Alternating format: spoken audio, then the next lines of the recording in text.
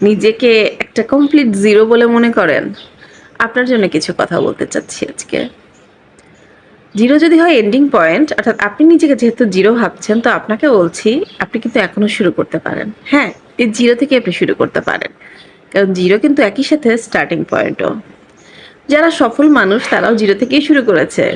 তাদের কাছে কোনো আলাদিনের চেরাগ ছিল না, বা তাদের দিনগুলো 24 ঘন্টার বেশি সময় ছিল না।